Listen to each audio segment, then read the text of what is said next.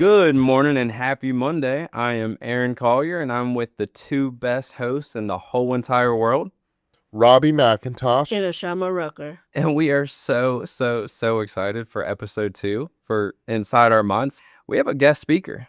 Heather Keefe. Yep, and Heather's with us. She's in our program. Heather has a mild intellectual disability, right? Yes. And we figured that she'd be a great guest speaker today to talk about the topic that we got for you.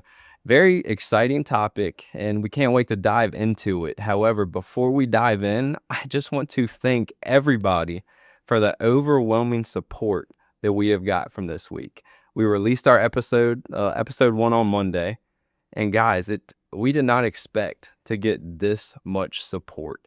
I got a notification on my phone. We are in the top 25% when it comes to weekly downloads.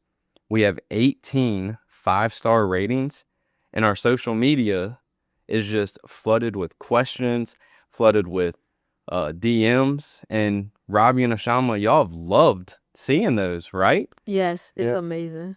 Dude, guys, I could not be more happy, honestly, for Robbie and Ashama. I mean, y'all put a lot of work into this. Y'all have had the vision for this for a very long time. I'm so excited to see this come to life for y'all. Another thing that I wanted to talk about also, so I always start this show off by saying happy Monday. So we release on Monday. However, we do record on Fridays. So if we're ever talking about, hey, we're going to do this weekend or we're going to do this tonight, it's because we're recording on Friday. And tonight we have something very special to look forward to. Ashama, what are we doing tonight? We are doing The Night That Shine. Fun tonight. It is for people that is with disabilities.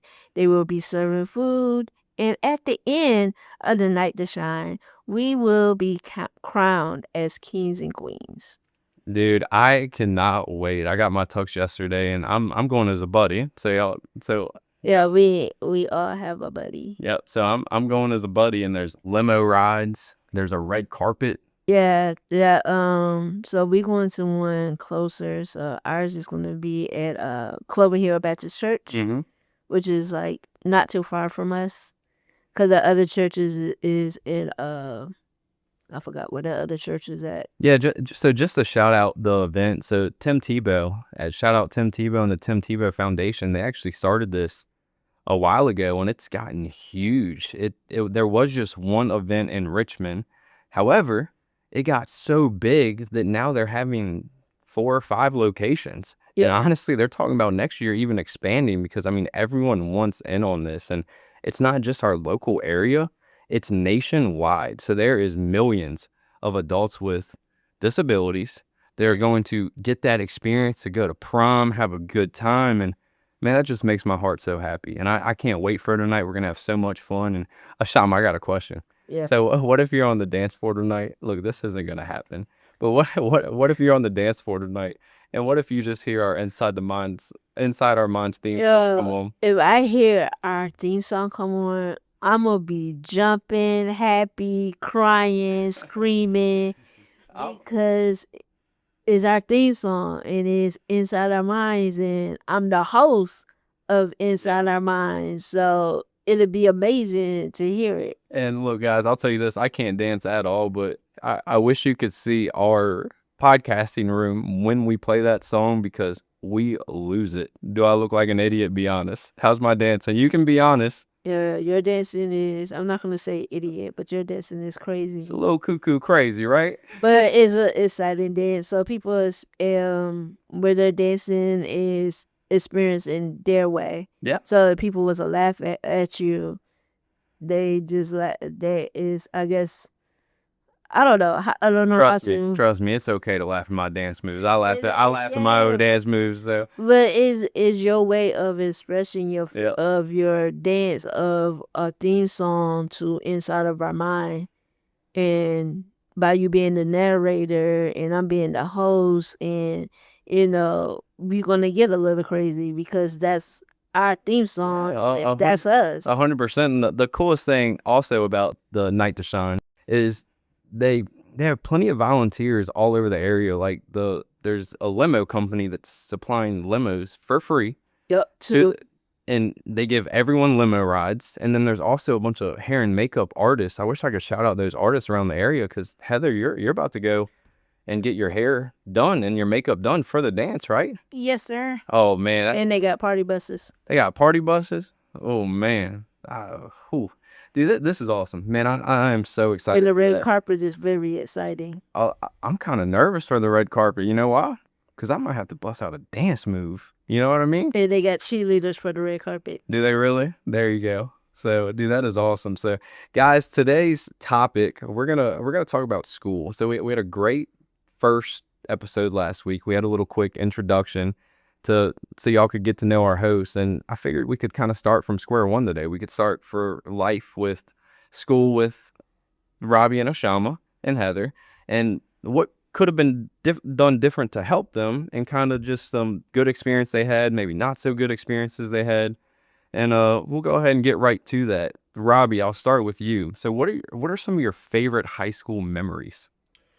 That's a good question. I mean, I've had so many, to be honest with you. The one thing that that I want to focus on more likely is, and I told you last week in the show about how I spoke on the announcements and all that, but and I'm not sure if I did in high school, did elementary, middle, but to sum up a little bit, I played on a high school basketball team.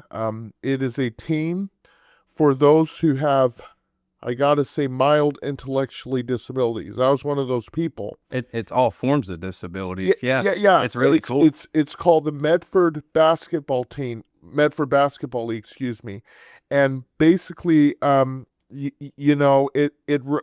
season runs from, like, I think early January to the middle of March or whatever. I'm not sure of the date, but I do remember, like, playing basketball for the Medford League is actually how I became very, very famous. I can remember when I was walking in the hallways in school and I said hello to my senior class president. I'm not sure if I said hi to him first or he said hi to me first. And he said to me, "Hi, Robbie." And I said to him, "How do you know me?" And he said, "I know you through basketball." And clearly enough, as is always the case with most students, as is the case with Megan Walker, who played basketball or whatever, any other student, that's how most people become famous, is through stuff like that. And that's how I became famous at Monacan, was through playing basketball. And I also played in the orchestra as well, and had a lot of good friends there. And I sang for my very last high school year, which was my post-senior year, I sang in the choir, which is what my brother did, my sister did as well. Dude, it sounds like you had a great high school experience. I'm over here and I'm reminiscing on my high school experience, but just to talk about the Medford Basketball League a little bit too. So I'm a high school baseball coach in the county, and going to some of the Medford basketball games, it is so cool. Ashama, I remember going to watch your daughter play a few years ago. Yes. So guys, for those that don't know about the Medford Basketball League, it is the coolest thing in the world. These individuals play, like Robbie said, a full basketball season, and the fans are loud, ecstatic. They have the whole entire gym filled. And Robbie, you feel like a superstar when you play, right? Like the crowd goes crazy when you score a basket. Like it is the coolest thing to watch. Did you have a cool moment? Like, did you score a basket and like the crowd erupted? Or I very vivid memories of that. I can remember, like, when I shot a basket, people were cheering. Not only my mom was cheering, but after I shot the basket and people were cheering, one of my friends said to me, "You did a great job." She even came up to me and said it. One of my friends from orchestra said, "You did a really great job. You did a great job shooting that basket or whatever." And so that was just the story behind it. And people have done that when I play church basketball too. I mean, people would stop and they would give me opportunities to make a basket, and that's the story there. Dude, that's awesome. And Robbie, you've had such a cool life. Like it sounds like orchestra, singing, like you still sing with the church group. I've seen you come sing before, and basketball. Man, you've done a lot of stuff. And now what? Famous podcaster. So dude, I love it. I absolutely love it. So Ashama, what are some of your favorite school memories? My favorite school memories was high school. High school. Me too. And Naugatuck High School. Yep. Because our teacher taught us things to do like for a job. Mm-hmm. So one day we took a field trip to the bus company and we start cleaning the bus company. Mm-hmm.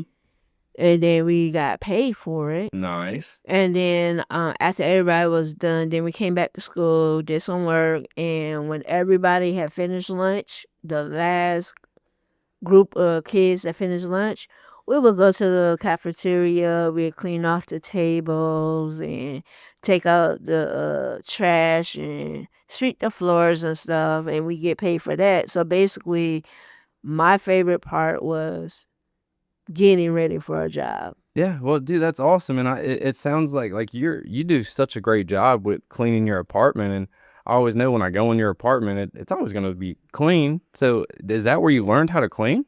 Yeah, I learned it from when I was about 17, going on Nice. 18.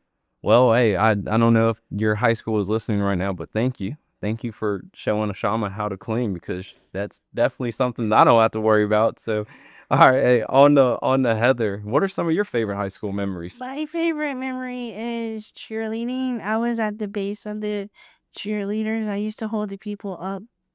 Was that like ever a super intense job? Like, do you ever get like kind of nervous? Like, oh my gosh, what if I drop them? Yeah. Yeah, did you? I gotta ask, did you ever drop anybody? No. No, you didn't. Well, good. Well, good. Any special prom nights or any special cheering moments that you can tell us about? Like, what's your favorite cheering memory? When we had to do pep rally in front of everybody. Oh, pep rally. Okay. Yeah. What do you remember what song you danced to? No. No, dude, that's awesome. Dude, pep rallies were so fun. They were. I remember being in high school and when we knew we had a pep rally that day, oh man, they were so fun. I went to Manchester High School and they definitely knew how to throw a pep rally. So we probably were listening to some music that we probably shouldn't have been listening to. But do you know Chief Keef? Ashama. Okay, well our pep rallies were Chief Keef and we would lose our crap. So it was awesome. All right, so next question. Robbie, I want you to imagine it's the first day of school and you're about to meet your teacher for the very first time. And your teacher looks at you and she goes, "Hi, Robbie, I want you to have the best school year possible. I understand you have autism. Can you explain your disability to me so I can help you as much as possible this school year?" Very good question. I mean, I would say to that basically, I have trouble understanding tones, which is also part of autism. I want you so if you happen to word something different or do something, will you?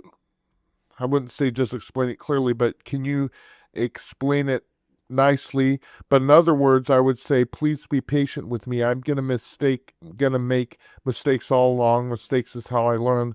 But if you ever happen to be stern or frustrated with me or whatever, I can be sensitive to that. I can take offense to that. So if I ever make a mistake and if you happen to be frustrated if I didn't do stuff right, please be patient with me or please, help me whatever you can, but do it patiently, and just don't be frustrated or don't freak out if I make mistakes because I'm learning. I'm not perfect and I'll make mistakes along the way. That's how I would best explain my autism to teachers. Yeah, I think that's a fantastic answer too. And just to touch back on what we talked about last week, I've had to learn that with you. Yeah. And it took me a little bit too long, right? Because at first we had incidents where you thought I was really upset with you and angry with you, and I was like, "Robbie, I'm not upset." But then now I learned that I just have to be very careful with how I word stuff. So just like a teacher, your school experience would have probably been a lot easier if they knew that on day one. Or if, for example, if I knew that on day one, correct? Yeah, so I think that's a great answer. Oshama, put yourself in this perspective, right? Mm-hmm. First day of school, Mm-hmm. you're about to meet your teacher. She wants to understand you, so you just have the best school year ever. How would you explain your disability to her? To be able to explain myself to her, when it comes to Newman syndrome, there's no way that I could be able to explain that to my teachers. Yep. So I will get them to have patience with me, Yep. to get them to understand where I'm coming from, because I do have, I did have a behavior. So for them to understand me, that they would have to be patient with me, they would have to work with me. I would have to get that one-on-one of things that I don't understand, because class can move on kind of fast. And I could be that slow learner and can't keep up. But I'm getting there. I was getting there to be able to keep up with the rest of my classmates. See, that's a great answer. Truly a great answer. And I know you said you had behaviors. Yeah. So is there like a certain thing that like caused the behaviors? Like So something. when I was in elementary school and we had to do the teacher asked me the name of a book. So I would say, the name of the book is Movie. And then my teacher would say, what's the last name? What's the, last name is about a whale. And I wouldn't say that. So my teacher would be like, oh, you're going to stand in the corner. I was like, I would rather walk out the corner walk out to a classroom, stand on the outside, because I felt like that last word was like when I'm little, I'm thinking that the last word is something inappropriate for me not to say. So the only thing that I would say is movie. Yeah. Well, so I wouldn't say that last part because it didn't seem right for an elementary student to say that part. So it was like, I just stormed out the room and the teacher said, you can come back in. I said, no, I'm not coming back in. I'm staying out here in the hallway. So when my class got out and went to another class, and when it was time to come back to class, I came back to class. Because the only reason why, because I felt comfortable of saying that word. Yeah. And it wasn't comfortable for me to say. So I was uncomfortable of saying it. Yeah. And I absolutely love that answer too. And it sounds like kind of to touch base on it, if your teacher knew right away that, hey, I might not necessarily be comfortable saying certain things, or I might get uncomfortable with doing this activity or this activity, then that probably wouldn't have happened, right? And that's kind of what set up your behavior. So yeah, I really like this question a lot, because I want other guys in this field or teachers in this field that maybe with a special needs teacher in today's world, I want them to be able to hear this and maybe adjust some things they do, or maybe have some instances in their mind where it's like, you know what, maybe I could have treated this different. And hearing from y'all don't realize that y'all can help that next generation. Y'all can help kids in school right now just by y'all talking about y'all's past experiences. Right. So fantastic answer, Ashama. So Heather, with you, first day of school, teacher really wants to understand you so you have the best year possible. How would you best explain your disability? I would tell them that it takes me a little longer to learn in a different way than other people. And that they need to be patient and kind and understanding. Was there like a instance or an example of that, like that you remember, that maybe one time that maybe it was a project or something and maybe just a little bit too tough? It was in first grade. Yep. And I had a teacher that didn't have the abilities to deal with someone with the special needs. And at the time, we didn't know that I had a disability until later on. Yeah. And was the teacher like, what did he say, something mean, or it was hard to? It was just hard for him to understand me. Yeah, no, for sure. And I love that answer too. Like y'all, all three of y'all's answers was so good to that question, because three different instances. And Heather, there's probably a teacher right now in the school system dealing with that exact same situation, because some guys don't get diagnosed with their disability until a little bit later on in life, correct? Yeah, so guys, great job on that question. Robbie, so next question, what kind of help or support did you receive in school to help you be more successful? And what were you missing that could have made it a little bit easier? Well, I got the help of so basically, although I've been in an autism class, I've been through classes that are higher function than an autism class before, like a kindergarten class, first grade class, second grade class, and so forth. So basically, anytime I go to classes, I would have an aide with me. So to answer your question, I've had aides, I've had occupational therapists help me, speech therapists help me. Everybody helped me out.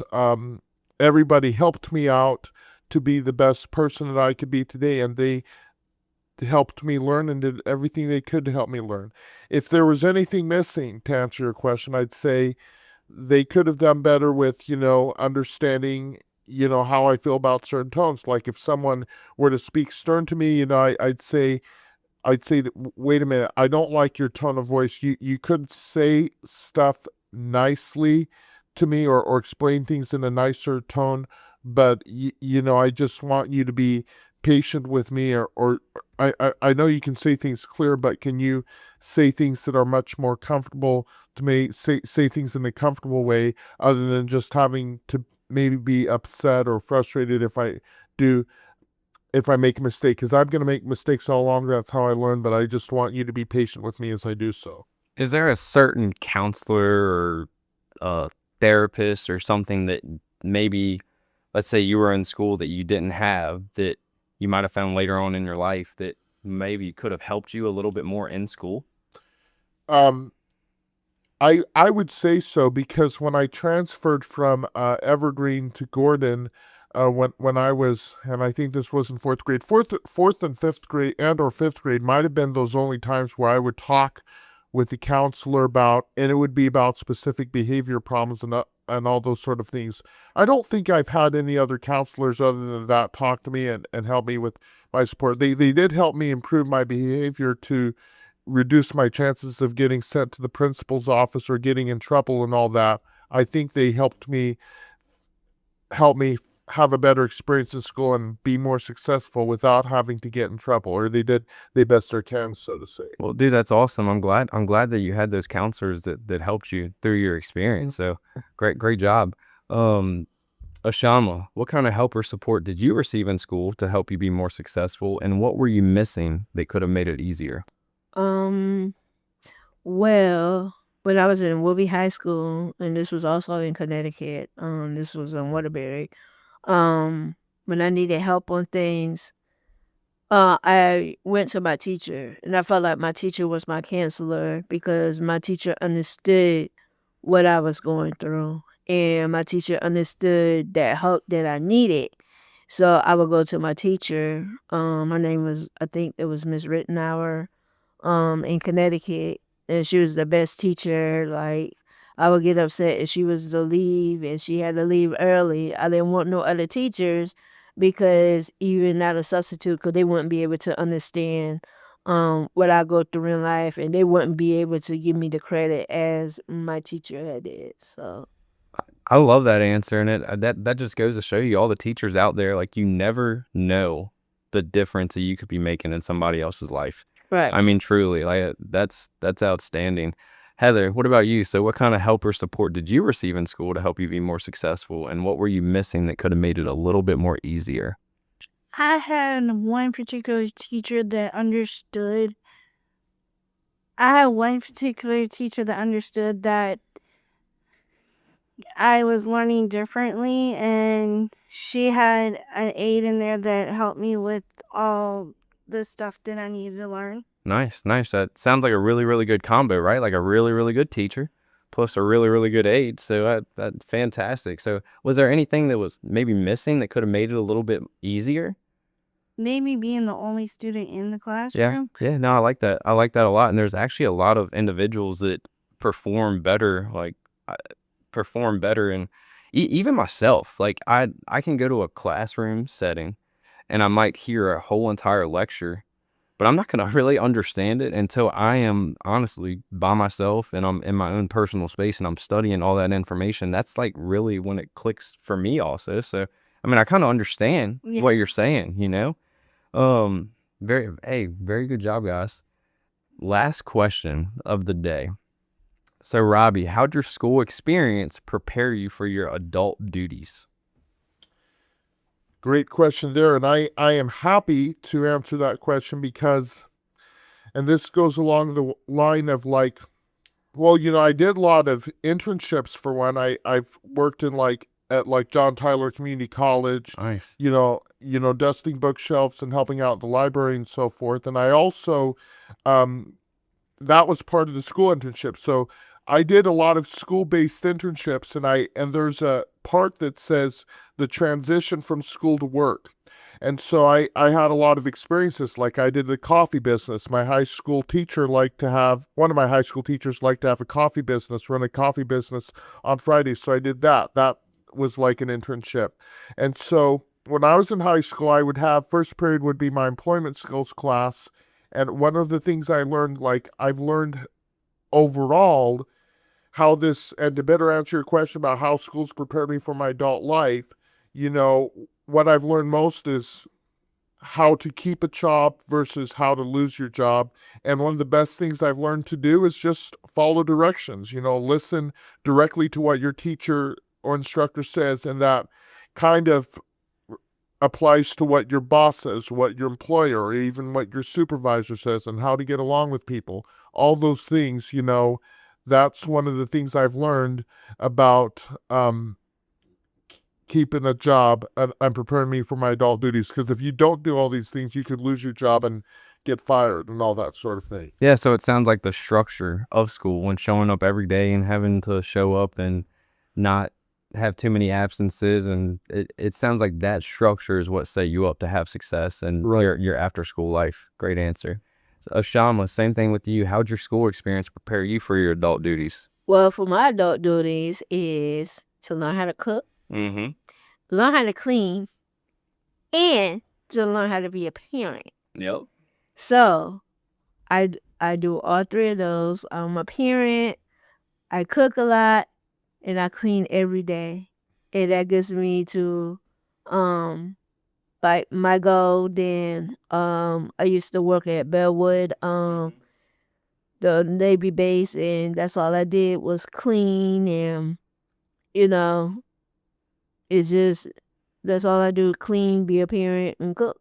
Yeah, and so we'll dive more into that a little bit next week. We want to talk next week kind of post school, but just real quick, why don't you tease your guests on some of your favorite dishes? Because you've been cooking your butt off lately here. I do be making cabbage soup, broccoli and cheddar soup, Yep. fried chicken, and turn it into homemade buffalo wings. Making me hungry. Spaghetti with not meatballs, but spaghetti with ground turkey and the ground turkey sausage. I make a lot. All right, just stop right there. I'm getting hungry. All right. All right. So, Heather, how'd your school experience prepare you for adult duties? Because you're killing it with job right now. You go to work every day. Yeah, I do. It prepared me with taking a class in high school for typewriting and learning how to type on the computer and do filing. So how did it prepare you for your job? Because how long have you had your job? 17 years. You've had your job for 17 years? Yes, sir. So what made you be able to work for 17 years straight? Because honest to God, there's some people out there that can't even hold a job for a year. So how did school help you with that job? Like maybe dedication. Yeah, dedication, and kind of like we were talking with Robbie about, probably that structure in school where you have to show up. You have to get up at a certain time every day. You know that you can't be absent. You can't be tardy, and that kind of translates over to the work field, right? Because what happens if you showed up late to work because you overslept? You might get fired. You might get fired, right? And it sounds like you've done a very good job the last 17 years. So, all right, guys, that wraps up what our questions for today. Guys, do y'all have any closing statements that y'all want to make? Robbie, I'll start with you. I would say, it's kind of, this, really is an interesting discussion so far, because you know, that's one of the things my teacher says, you know, like, and any time in relation to this, you know, what I could have said earlier is that, you know, it is the truth what she says, because even though anytime she'd be frustrated, I like how she said, I'm sorry that I offended you or whatever. Not all teachers are like that. Yep. But she took time to explain herself to me. But what she said is the truth when I don't follow directions, because she says if you don't follow directions, you know, that's going to cause you problems in the workplace.